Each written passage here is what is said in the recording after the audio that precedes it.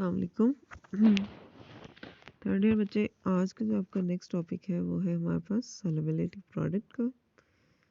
उसके लिए आपको थोड़ा सा पहले सॉल्युबिलिटी का मैं बताती चलूँ। सॉल्युबिलिटी क्या चीज़ होती है आपके पास?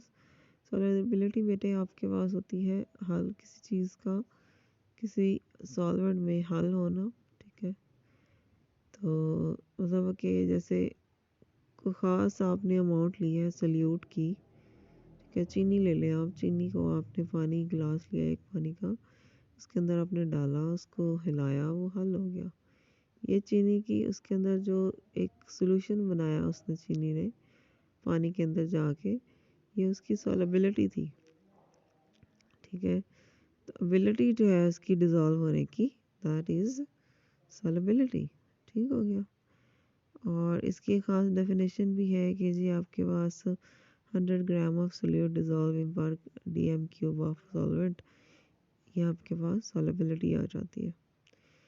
असल में हमारा टॉपिक है सॉल्युबिलिटी प्रोडक्ट का। ठीक है, सॉल्युबिलिटी प्रोडक्ट जो है ये आपका फर्स्ट ईयर के चैप्टर नंबर 8 में भी इसका इंट्रोडक्शन आया था।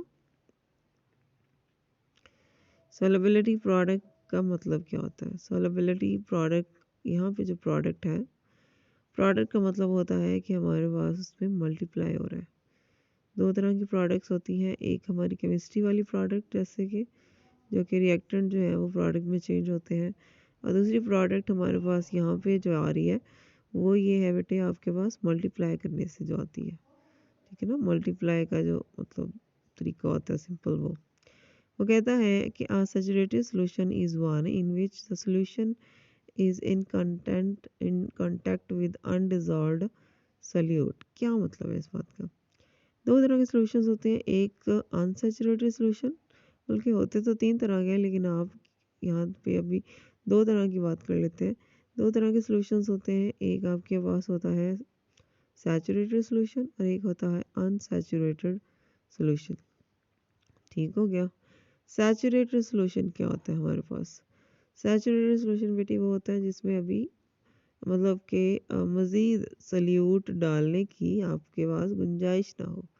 जैसे इसकी मिसाल ये है कि एक आप गिलास पानी लें और उसमें आप जो है 2 चम्मच चीनी हल करें। आप हिलाएंगे चम्मच से, वो हल हो जाएगी। फिर आप उसी पानी के अंदर जिसमें आपने चीनी के 2 चम्मच हल कर ली है, मज़ीद 2 चम्मच डालें और मिक्स करें।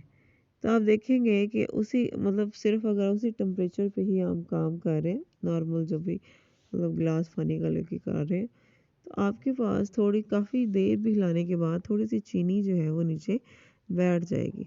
ये जो इस टाइम सोल्यूशन है ये आपके पास सैचुरेटेड सोल्यूशन है। ऐसा सोल्यूशन जिसमें मज़ीद सल्यूट ऐड होने की गुंजाइश ना रहे। तो सल्यूट क्या करता है, नीचे बैठ जाता है, मतलब पैंदे में बैठ गया। अब ऊपर सोल्यूशन मौजूद है उसका चीनी का, अब नीचे आपके पास पैंदे में आपका सल्यूट भी मौजूद है। तो डेफिनेशन के हिसाब से a saturated solution is one in which solution is in contact with undissolved solute। मतलब उसका राब्ता वैसे तो नहीं ना, फ़ोन शोन तो नहीं ना उसने करना। राब्ता यहाँ पे मतलब ये होगा कि आपके पास वो एक दूसरे के टच में रहे, कांटेक्ट में रहे। ठीक हो गया। वो कहता है कि when an excess of a slightly soluble ionic compound such as AgCl is mixed with water, example दे रहा है। ठीक है, AgCl सिल्वर क्लोराइड को जब आप पानी में हल करते हैं तो होता ये है हमारे पास कि AgCl सॉलिड जो है वो पानी में हल होके पहले AgCl एक्वस बनाता है। एक्वस मतलब वो हल हो गया, उसमें पानी मिक्स हो गया, और थोड़ी देर बाद मतलब उस AgCl एक्वस में अब जब वो पानी में गीला हो गया है, डिज़ोल्व होने की कोशिश में है, थोड़ा सा जो है Ag पॉजिटिव और Cl नेगेटिव आयंस भी क्रिएट होंगे, मतलब ब्रेक डाउन भी होगी। ठीक हो गया। अब इस पे ज़रा law of mass action apply करते हैं, क्योंकि हमारी एंड प्रोडक्ट जो है वो Ag पॉजिटिव और Cl नेगेटिव है, तो वो हमारी प्रोडक्ट के तौर पर A ऊपर लिखी जाएगी, और AgCl जो है वो दोनों ही केसेस सॉलिड और एक्वस जो है उस केस में आपका वो रिएक्टेंट बन रहा है तो वो नीचे आ जाएगा, प्रोडक्ट ओवर रिएक्टेंट। ठीक है, केसी आ गया हमारा। अब वो कहता है कि कंसंट्रेशन जो है सब्सटेंसेस की जो आप प्योर सॉलिड फेज में होती हैं वो आपकी कांस्टेंट रहती है। मतलब ये है कि आपके पास ये जो AgCl पॉजिटिव AgCl सॉलिड है, ये आपका ज़्यादा मिकदार में पड़ा है, बहुत थोड़ी सी मिकदार उसकी Ag पॉजिटिव और Cl नेगेटिव में चेंज हुई है, आयनाइज बहुत कम हुआ है, तो स्लाइटली सॉलेबल आयनिक सॉलिड आपके पास जैसे कहते हैं। ठीक है, तो हमारे पास क्या होता है बेटे कि आपके पास जैसे ही Kc AgCl क्योंकि हमारे पास ज़्यादा मिकदार में पड़ा है, उसकी कंसंट्रेशन हाई है, ठीक है, तो वो हमारे पास केसी में केसी वाली साइड पे आप ले जाएं उसको। ठीक है, जैसे वो केसी वाली साइड पे जाएगा तो आप Ag पॉजिटिव और Cl नेगेटिव जो है वो पीछे रह जाएगा। ठीक है, ये हमने क्या किया है बच्चे, ऐसे ही है बिल्कुल जैसे आपका अगर 1 लीटर पानी है और इसमें आप 1 घूंट उस पानी में से निकाल लें, तो ओवरऑल आप कहेंगे कि 1 ही घूंट निकला है, अभी बाकी पानी तो सारा ऐसे ही पड़ा है।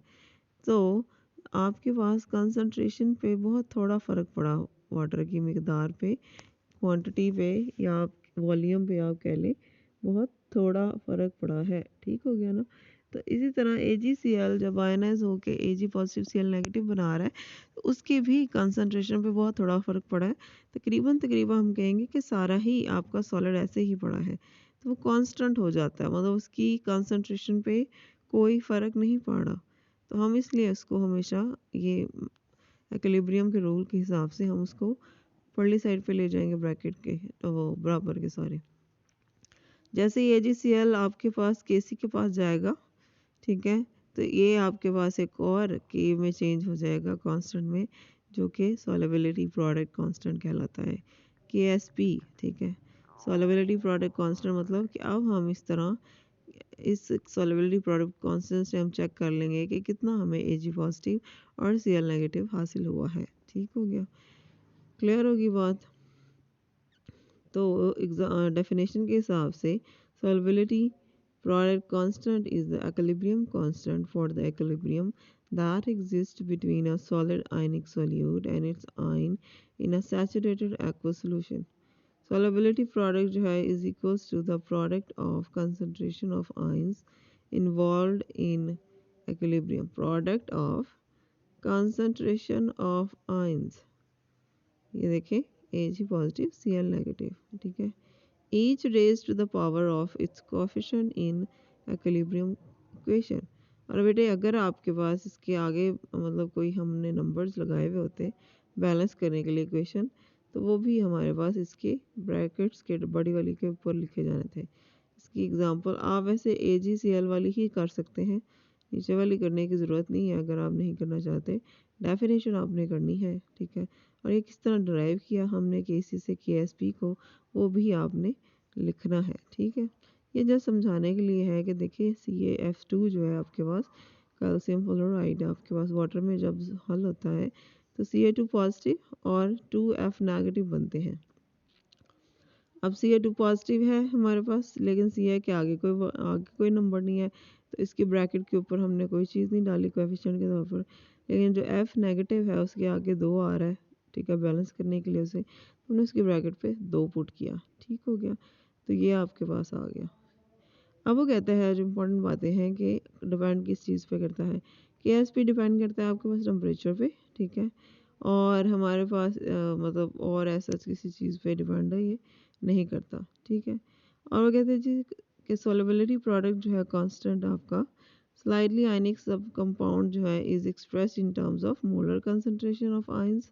ठीक है, और ये जो आपके पास मोलर कंसंट्रेशन है ये हम अक्सर बेशतर 1 dm³ के हिसाब से ही लेते हैं। ठीक है, अब हम देख लेते हैं कि सोलबिलिटी और सोलबिलिटी प्रोडक्ट में डिफरेंस क्या है, क्या ये दोनों एक हैं, क्या ये दोनों डिफरेंट है। कहता है ये देखिए सोलबिलिटी क्या है, of a substance is the quantity that dissolve to form a saturated solution. Solute की वो क्वांटिटी जो कि डिसॉल्व की जाती है सैचुरेटेड सॉल्यूशन बनाने के लिए किसी सॉल्वेंट में। ठीक है, जबकि सॉल्युबिलिटी प्रोडक्ट कांस्टेंट क्या है, वो एक इक्विलिब्रियम कांस्टेंट है for equilibrium between an ionic solid and it's saturated solution. Ionic solid और सैचुरेटेड सॉल्यूशन के दरमियान में ये आपके पास आयनिक सॉलिड मतलब जो आयंस बन गए उसके, और उसका जो सैचुरेटेड सॉल्यूशन मतलब जो आपके पास बटे में नीचे आपने लिखा है। ठीक है, वो आपका सॉल्युबिलिटी प्रोडक्ट है। ठीक हो गया। रिलेशनशिप चेक कर लेते हैं कि आपकी सॉल्युबिलिटी और सॉल्युबिलिटी प्रोडक्ट में रिलेशनशिप क्या है। हमारे पास वो कहता है solubility of a springly soluble salt such as AgCl, AgBr, AgI, PbSO4, PbSO4, वो BSO4, ठीक है, AlPO4 वगैरह जितने भी हैं हमारे, ठीक है, वो हमारे पास होता है कि कितना उसमें AgCl डिज़ोल्व हो रहा है पर DM ऑफ सोल्यूशन। साल के तौर पर AgCl है हमारे पास, वो रिजॉल्व हो रहा है, ठीक है, मतलब Ag की अपनी सॉल्युबिलिटी है एक और Cl नेगेटिव की अपनी एक सॉल्युबिलिटी है, दोनों आपस में मल्टीप्लाई कर रहे हैं, एस स्क्वायर आ गया। एस स्क्वायर को हटाने के लिए अगर आप एस का अंडर रूट लें तो KSP पे अंडर रूट चला जाएगा, तो ये आपके पास एक तरह से इक्वेशन आ गई, ठीक है ना। एक KSP is equal S square हो गया और एस स्क्वायर के ऊपर आप अंडर रूट देंगे तो वो आपका KSP पे अंडर रूट चला जाएगा। तो this is the relationship between solubility product and solubility, right. ठीक है, आपसे पूछा जाए जी क्या रिलेशनशिप है तो आप इसी तरह बेटे ड्रा करोगे कि जी KSP is equal to S square, solubility का स्क्वायर, या solubility is equal to under root of KSP। ठीक है जी, तो ये आपके पास में आ गया। इसके अलावा इसकी अगर एग्जांपल हम चेक करें, ठीक है, जैसे ये देखें कहते हैं AgCl के केस में क्या है कि एक आपका Ag बन रहा है, एक Cl बन रहा है, तो वो सिंपल आपका KSP is equal S square में आ जाएगा, ठीक है। लेकिन अगर आपके पास इस तरह के आयंस बन रहे हो कि एक पॉजिटिव आयन एक बन रहा है और दो नेगेटिव आयन बन रहे हैं, तो आप क्या करेंगे, तो भी जाहिर है आप किस्सा करेंगे, इसको सिंपल है, आप अपना KSP लिखेंगे कि Ca2 positive, F negative square आ रहा है, ठीक है। अब आपको पता है कि सॉल्युबिलिटी एस की भी है, Ca की भी है और F की भी है, सही है। तो बेटा लेकिन लिखना है इसको किस तरह है कि इसकी एक तो आपने दो जो है वो जैसे F पे दो था स्टार्ट में, इसकी S से भी पहले दो लगाना है आपने, और आपने इसके ऊपर भी इसको ब्रैकेट के ऊपर भी पुट करना है। तो क्या होगा, ये दो दो बार चार, एक तो अंदर ब्रैकेट खोलेंगे तो चार हो जाएगा, 4s मल्टीप्लाई हो रहा है ना एस एस के साथ, 4s ये हो जाएगा। और ऊपर जो पावर्स हैं, क्योंकि अगर ब्रैकेट के ऊपर कोई पावर नहीं है तो इसका मतलब वहाँ पे 1 है, 1 और 2 प्लस करेंगे तो 3 हो जाएगा, सही है। क्लियर होगी ना बात कि आपका CaF2 के केस में जो सॉल्युबिलिटी प्रोडक्ट आया है वो इज इक्वल टू 4s3, ठीक है। इसको मज़ीद हल कर सकते हैं आप, 4 को नीचे ले आए बटे के नीचे KSP के, ठीक है, और S के आज अंडर रूट लेंगे आप 3 की पावर वाला, तो वो क्या होगा कि S का वो 3 वाला ऊपर नीचे ख़त्म हो जाएगा अंडर रूट के साथ, और जो उसकी दूसरी साइड पे KSP ओवर 4 के ऊपर अंडर रूट आ जाएगा 3 की पावर वाला। याद रखिए अंडर रूट्स जो होता है general under root, simple under root जो है वो 1/2 की पावर में होता है, लेकिन बाकी के जो अंडर रूट होते हैं वो 3, 4, 5 अपनी मर्ज़ी से भी आप लगा सकते हैं जो रिक्वायरमेंट हो, ठीक है। ये हो गया, तो आप पहली दो कर लें, सेकंड वाली बेशक छोड़ दें आप।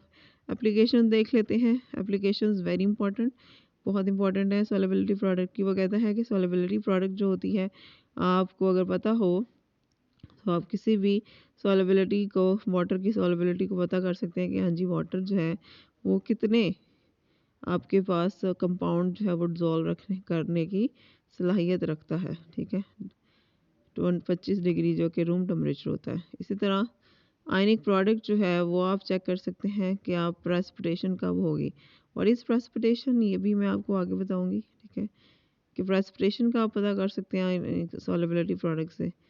प्योरीफिकेशन ऑफ कॉमन सॉल्ट, ठीक है, NaCl जो खाने वाला नमक है उसको प्योरीफाई हम कर सकते हैं, कैसे करेंगे, HCl होती है आपके पास एक गैस, उसको आप NaCl के सोल्यूशन से गुजारते हैं तो क्या होता है कि कॉमन आयन की वजह से NaCl जो है वो आपका प्रेसिपिटेट हो जाता है। व्हाट इज़ कॉमन आयन वो भी हम आगे करेंगे, थोड़ा सा आपने वैसे फर्स्ट ईयर में भी शायद पढ़ा हो। देन आपके पास आ जाता है group analysis. What is group analysis, group analysis बेटे ये होता है कि हमारे पास सेकेंड ईयर में शायद आपके क्योंकि प्रैक्टिकल नहीं हुए तो हमारे पास एक प्रैक्टिकल्स होते हैं जिसको सॉल्ट एनालिसिस कहते हैं, इसमें हमने एक पॉजिटिव केटाइन और एक नेगेटिव एनाइन को हमने डिटेक्ट करना होता है एक्सपेरिमेंट करके, टेस्ट लगा के, ठीक है। उन टेस्टों से हमें फिर अंदाज़ा हो जाता है कि हमारे पास ग्रुप मतलब कौन सा कंपाउंड है, सॉल्ट होता है बेसिकली वो, ठीक है। और जैसे NaCl है, उसमें Na पॉजिटिव है और Cl नेगेटिव है। तो NaCl का हम क्या करेंगे जब टेस्ट करेंगे, ठीक है, Na के लिए पॉजिटिव के लिए अलग कर टेस्ट करेंगे आप, Cl के लिए आप अलग से टेस्ट करेंगे, ठीक है। तो वो हमारे पास एक डिटेक्शन के बाद आपको अंदाज़ा होगा कि ये जो सॉल्ट इन्होंने हमें दिया है ये हमारे पास है वो NaCl है। तो NaCl मतलब इसी तरह हम इन सॉल्ट के एनालिसिस के लिए भी सॉल्युबिलिटी प्रोडक्ट को लेके चलते हैं। मतलब 6 ग्रुप्स होते हैं बेसिकली हमारे, 3 एसिड रेडिकल्स के होते हैं और 6 बेस रेडिकल्स के होते हैं, ठीक है। तो वो जो ग्रुप्स हैं ये सारे वो हम जो है वो मुख्तलिफ केमिकल्स की मदद से करते हैं और सारा उनका जो प्रोसेस होता है वो आपके पास सॉल्युबिलिटी प्रोडक्ट की बेस पे ही होता है, मतलब प्रेसिपिटेशन की बेस पे ही होता है, ठीक हो गया। कहते हैं कि जैसे HCl आप डाल रहे हैं, ठीक है, तो आपका H positive, Ag positive, Ag positive, Pb positive जो है वो डिटेक्ट होंगे। इसी तरह अगर आप सल्फाइड्स वगैरह के लिए आप H2SO गैस पास करा के करेंगे, ठीक है। इसी तरह आपके पास ग्रुप 4 आपका आ जाएगा, ग्रुप 2 के लिए आप आ जाएगा, 1 के लिए प्रेसिपिटेट आ जाएंगे, ठीक है। तो ये सारे जो हैं NaCl, NH4Cl, NH4OH का सोल्यूशन ये भी प्रेसिपिटेशन में हम एज अ रिएजेंट के तौर पर डालते हैं, ठीक है। तो ये हो गया आपके पास। अच्छा, अब जो सबसे इम्पोर्टेंट आपके पास एक इसमें बात है वो है ये लास्ट पैराग्राफ। वो कहते हैं कि प्रेसिपिटेशन कब होती है। प्रेसिपिटेशन बच्चे क्या होती है कि अनडिजॉल्व चीज़ का कोई ऐसी चीज़ जो कि डिज़ोल्व नहीं हुई, सॉल्युबल नहीं हो, उसका नीचे बैठ जाना, ठीक है। तो कहते हैं प्रेसिपिटेशन जो है वो आपके पास तब होती है जब आयनिक प्रोडक्ट जो है of solubility reaction is greater than KSP। Ionic product of solubility is greater than KSP।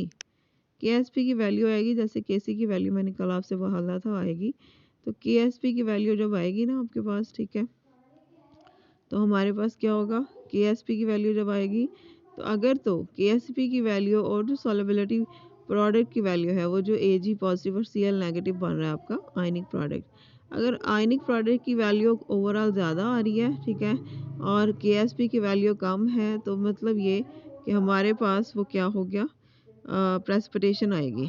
और अगर आयनिक प्रोडक्ट की वैल्यू आपकी कम आ रही है KSP से, तो प्रेसिपिटेशन नहीं होगी। और अगर आयनिक प्रोडक्ट और KSP की वैल्यू एक दूसरे से इक्वल है, मतलब बराबर उनका वैल्यू आ रही है, तो रिएक्शन जो है आपका इक्विलिब्रियम में है इस टाइम, ठीक हो गया। तो होप सो आपको समझ आ गई होगी। कोई मसले मसाइल हो तो आप कमेंट सेक्शन में मुझसे पूछ लिया करें।